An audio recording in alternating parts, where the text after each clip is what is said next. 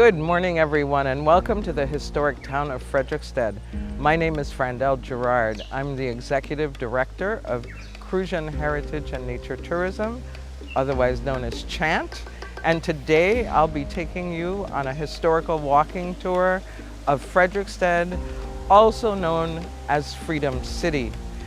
I like to start our tours here at the Freedom Statue, which was placed here to honor the 150th anniversary of the emancipation of the enslaved people in the Danish West Indies. The artist, Bright Bing Pong, created this image of an Ibu warrior. We know that he's Ibu because there's a marking on his right cheek that represents the clan markings of the Ibu people. And the warrior is using two of the weapons of resistance used by the enslaved. One is the toot, the conch shell, which was blown to call people to revolt. And the other is the cane bill, which was not only a tool of work in the sugarcane fields, but also a tool used during the resistance. From here, we'll be walking to Fort Frederick, which is the oldest standing building in the town of Frederiksted and was built as the anchor of the town. When Frederiksted was designed in 1753, it was designed to have 7 streets by 7 streets on the south side of the fort and 7 streets by 7 streets on the north side of the fort. However, they never could attract enough people to live in town, so only the south side was developed. So let's take a brief walk over to Fort Frederick.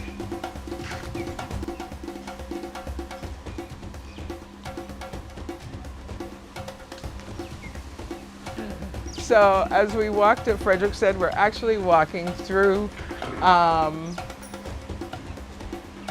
Butto Park. This park plays a significant role in our history, and I'll tell you more about that when we get into the fort.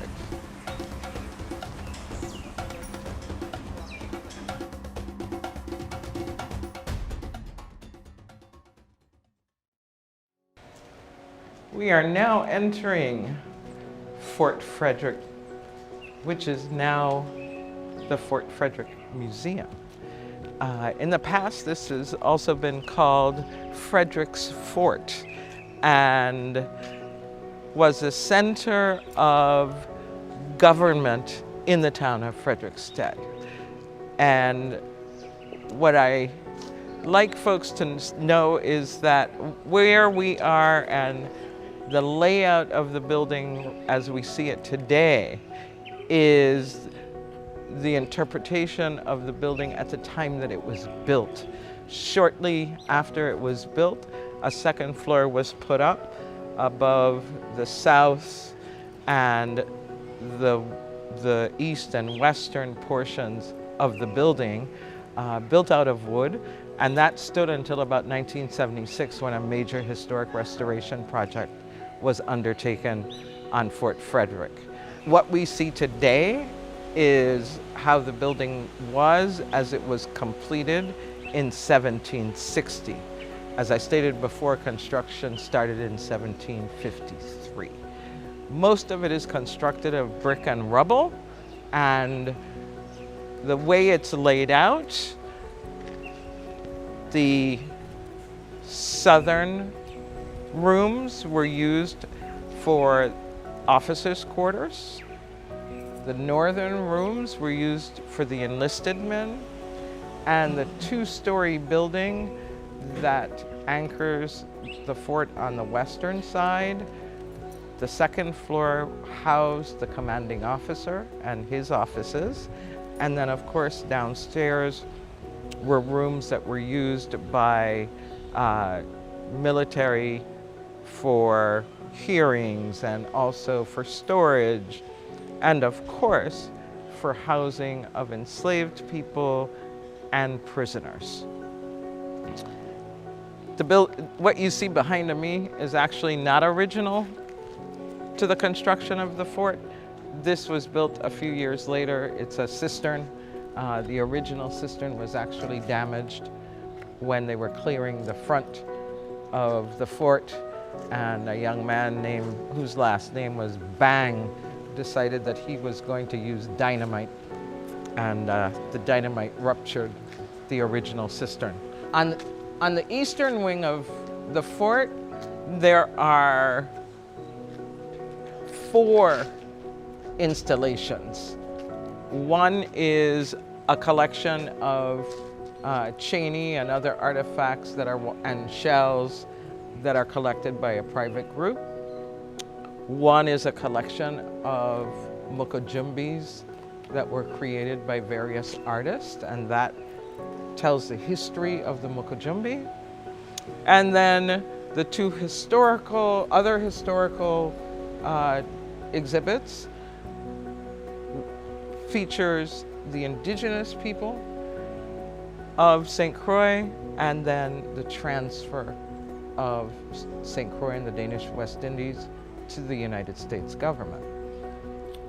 What's very interesting, and what a lot of people are not aware of, is that although we talk about Columbus landing and 1493 being the year that Columbus, quote unquote, discovered St. Croix, he never landed. His men disembarked from their ships outside of the reef at what is now called Salt River. And as they made it over the reef and attempted to enter Salt River Bay to get to what was clearly a village, they encountered canoes filled with Taino warriors. And those warriors attacked and repelled Columbus's men. The first arrow was shot by a female Taino warrior, and she hit her target, and we know about her because she was subsequently captured and returned on that ship to Spain, where of course she died. But here on St. Croix, the Tainos had been here for hundreds, if not thousands of years prior to that first European incursion. And St. Croix has documented history of habitation by indigenous people for at least 3,000 years. The Taino were the last group to inhabit St. Croix, and they called the island Ai. And for all of you watching and you think, well, what's the Taino got to do with us today? Know that embedded in our language and in our food and in our culture are elements of Taino traditions. We wouldn't call a hurricane if it weren't for the Tainos. We wouldn't call a hammock if it weren't for the Tainos. Those are just 2 of the many words that have woven into our language today. Canoes are their creations, that word. So although they were not an integral part of the development of the islands in the 15th, 16th, and 17th century, their presence, their language, and their culture stays with us today.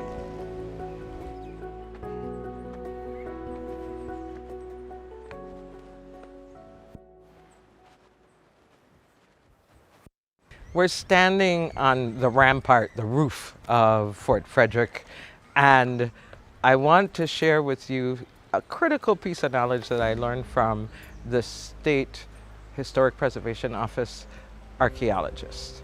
His name is David Brewer, and he's a wealth of information. Fort Frederick, although it's what we think facing the sea, built to protect against incursion from the sea, this fort was built to protect the king's land.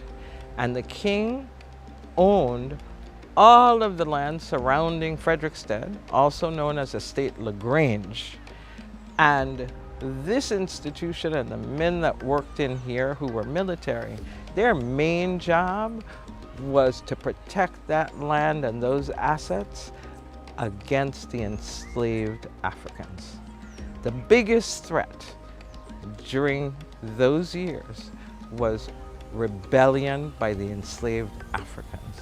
So when you tour Fort Frederick, imagine it being ringed on the east, north, and south side with cannon. And those cannon were removed and have never been reinstalled. Those are the very cannon that calls went out within this fort to fire the cannon on the enslaved people as they surrounded this fort in 1848, demanding their freedom. And the story goes that when they tried to load those cannon to be able to fight on the crowd and quell the rebellion, they went into the powder room to get the gunpowder, and it had been removed and replaced with sand. So the revolt of 1848 was planned and executed in a way that it destroyed the military capacity of the Danish gendarmes.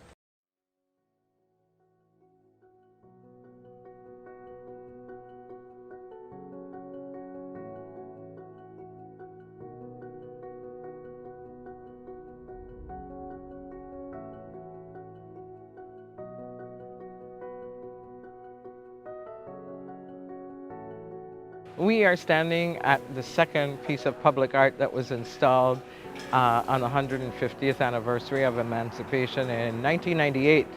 And this is the bust of General Badeau. Also, that's how we know him.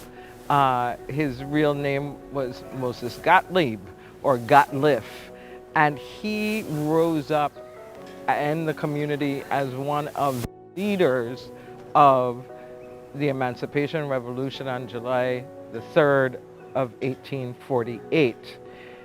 In fact, he may not have been one of the organizers, but we know him because he was one of the men who went from Frederiksted to Grove Place to quell the rebellion there that was being led by Martin King. And he was seen around the island doing that work. This brings us to why we call Frederiksted Freedom City. So here in Badeau Park and the surrounding area, on July 3rd of 1848, the enslaved Africans and their descendants rose up to demand their freedom. Around 1 o'clock in the morning, the owner of Estate Mount Victory, which for those of us from St. Croix knows is on the north side and up in the hills, rode down into town and went to the home of Frederick von Schulten. He was the brother of Peter von Schulten, to ask whether the militia had been called up, because in the country there were rumblings, something was going on, and he came to tell Frederick that. And Frederick looked at him and said, well, you know, that's serious because you left your wife and your children on the plantation, and no, I haven't called up the militia.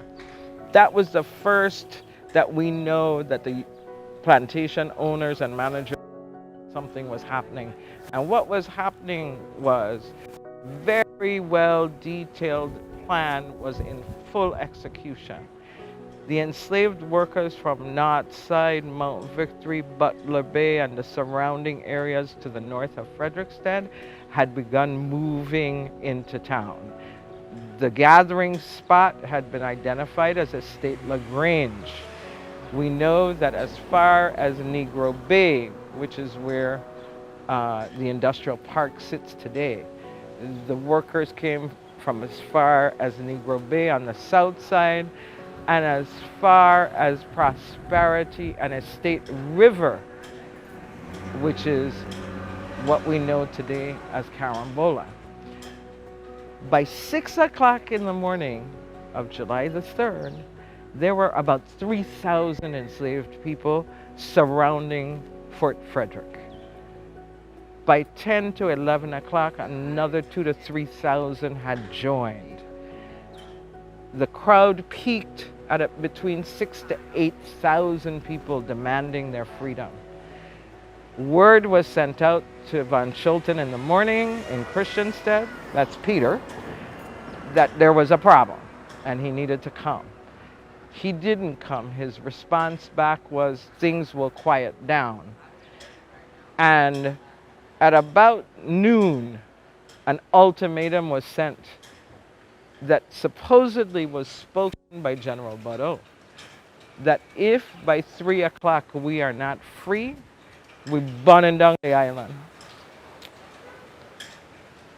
Approaching 3 o'clock, Frederick Van Schulten rode in on his horse and carriage. He actually came from the north side. He had probably come down Mahogany Road.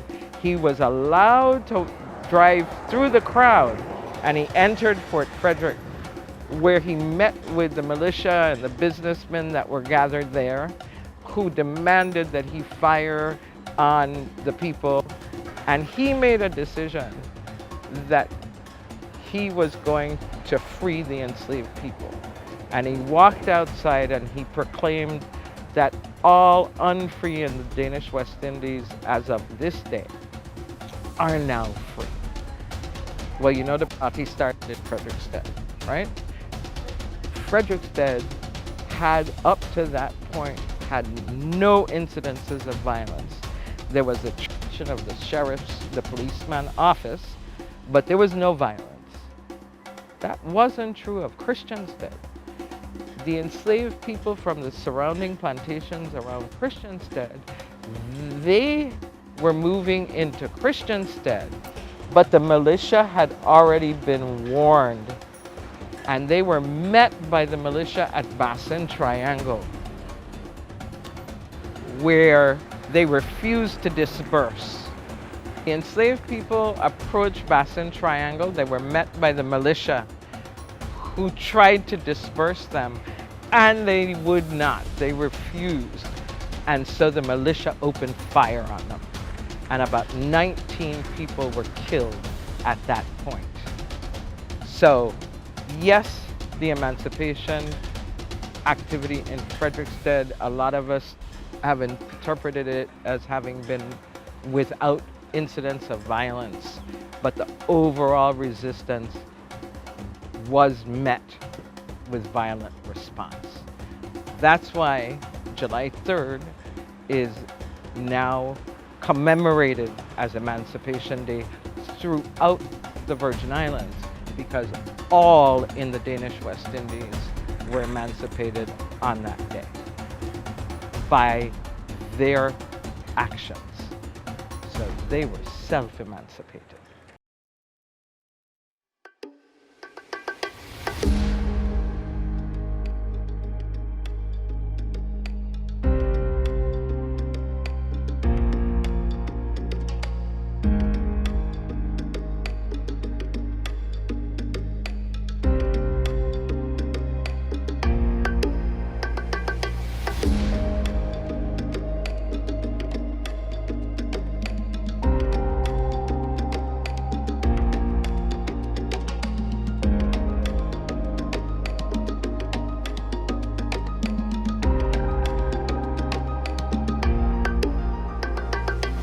We're standing here in front of St. Patrick's Catholic Church, and this church is significant because of its impact and role in the lives of freed Africans and blacks after emancipation. In 1846, the black community, the free blacks and the enslaved community came together to build this church. They're the ones that harvested the coral that it's built from. They're the ones that built it. And post 1848, this church became the largest, had the largest congregation of free blacks and formerly enslaved people. This church became the hub of the black community.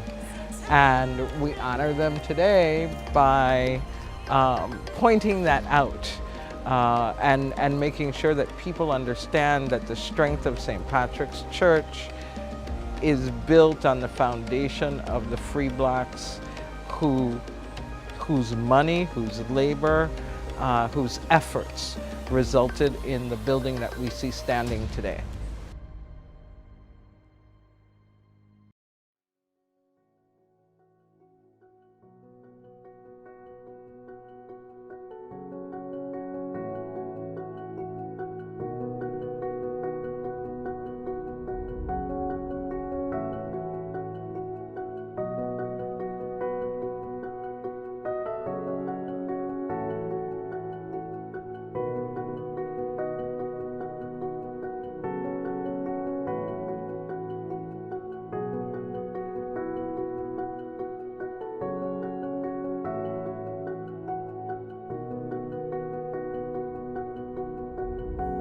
We're standing here sort of at the center of the historical religious community in Frederiksted.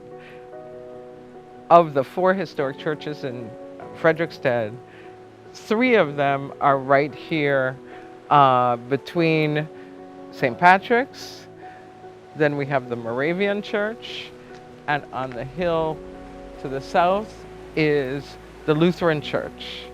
And all of these churches were given large commercial properties to develop during Danish rule. The Catholic Church, after emancipation, became the center for the African community and the black community. Prior to that, the Moravian Church was known as the Black Church. And that's because of the role of the Moravians as missionaries in the Danish West Indies.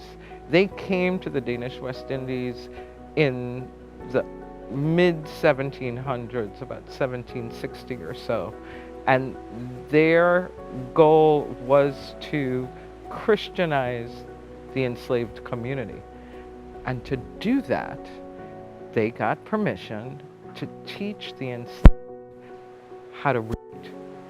In their theology, one could not become a member of their community without being able to read the Bible. And they actually printed prayer books or study books in the Dutch Creole that was used at that time. And the Moravians are probably one of the biggest catalysts in getting the Danish government to establish mandatory education for the children of enslaved men and women. And that happened in the early 1780s. And from then forward, the children were taught to read and write. Now, school was only in for a few hours a day, a few days a week, for 3 months of the year, until later on in the 1840s, just prior to emancipation, when Governor von Schulten built what we now call the von Schulten schools throughout the more rural areas here on St. Croix. And late in the 19th century and early in the 20th century, this big yellow building that is just a little further in became the Danish school. It's where the children of Frederiksted went to grammar school, and it is now being used as the offices of the governor and the lieutenant governor in the town of Frederiksted. So all of the trees that we see here are the small leaf mahogany. It's the iconic Crucian mahogany. What's unique about these trees is the density of the wood. It's some of the best furniture making wood that you can find. And prior to the establishment of the plantation system all over the island, we had an abundance of these large growth mahogany trees. We had Tibet, we had Lignum vitae, we had Saman, and as the land was cleared to put into production in sugar or cotton or for animals, that wood, some of it stayed here and was used by the people here to make furniture, build houses. For example, in the fort, all of the beams that you see that are tremendous are from these old growth trees. And then a lot of the wood was shipped off to Europe to the fine furniture makers. So a lot of furniture was made in Europe using our Crusian mahogany.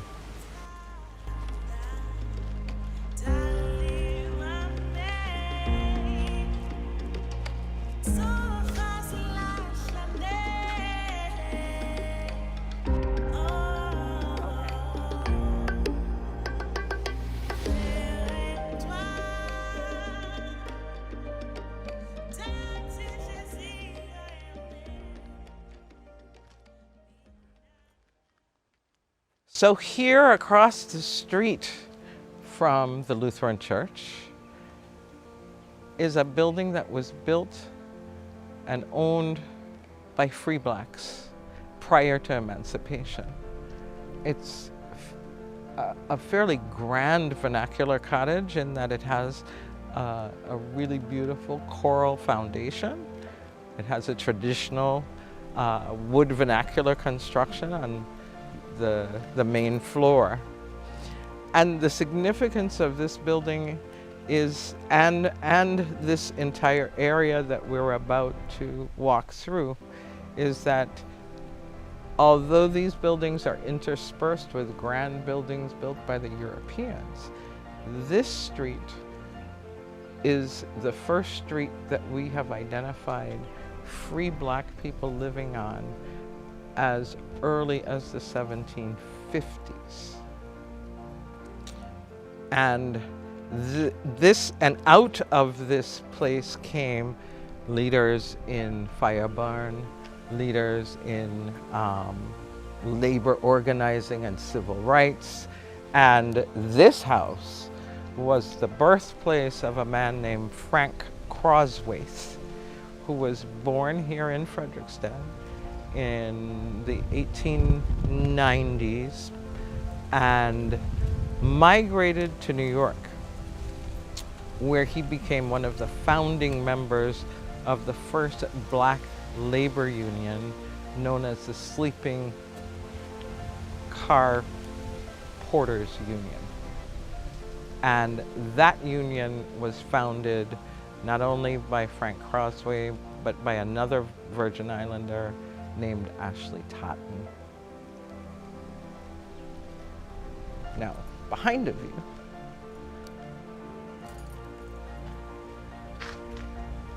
the corner structure that used to be where this townhouse now stands was the place where a woman named Elizabeth Hendrickson lived.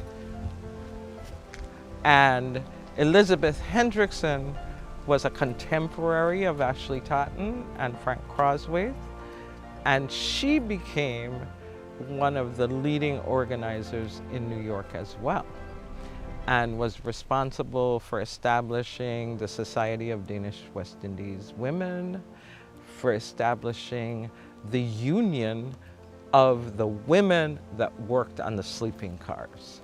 So out of this community came many, many early civil rights activists and labor organizers.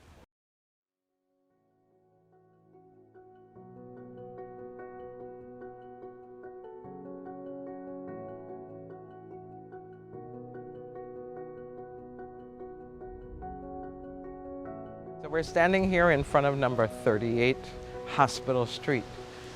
We call it Grandfather Michael's house. And this property behind of us, the land, and the 3 parcels to the left of this building and the 3 parcels to the right of this building were all owned and occupied by free blacks as early as 1777. This shows up as the most concentrated area for free blacks in the town of Frederiksted, and is the early establishment of the area known as Freegut in Frederiksted, which originally was about 2 blocks squared, 2 by 2, and then expanded post-emancipation as blacks moved into town away from the plantations. Now, the man who lived on this property was a man named Domingo, and he was a shoemaker. By 1780, we have this entire block anchored by 4 free black African women. And they are living on this block and in properties that they own. One of them, Mercy Wade, becomes one of the larger property owners in the Freegut neighborhood that we are aware of. So from 1777 to 1800, we then have a preponderance of free black women who live in this neighborhood. This precedes emancipation by years. But what we do know is that Freegut becomes that place of transfer and for people to be able to move in and out of town who are runaways, who are the Maroons, because they can take cover here in Frederiksted town in the free black neighborhood. During that same period, the men who were free blacks were also required to act as the police for the town of Frederiksted.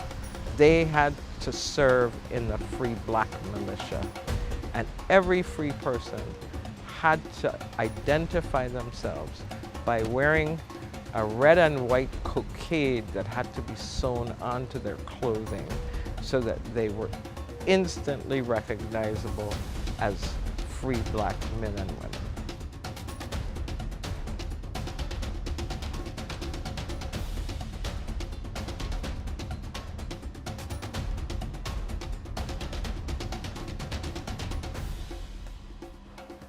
Well, thank you so much for taking your time, and I hope you've enjoyed this walk through Frederiksted and my sharing a little bit of our history.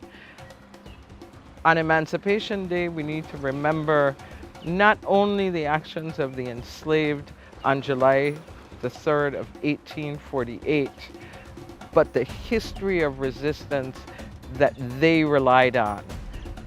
We need to know that throughout enslavement, people resisted, whether it was running away and becoming a Maroon, or slowing down work on the plantation, or running away for a short time and then coming back.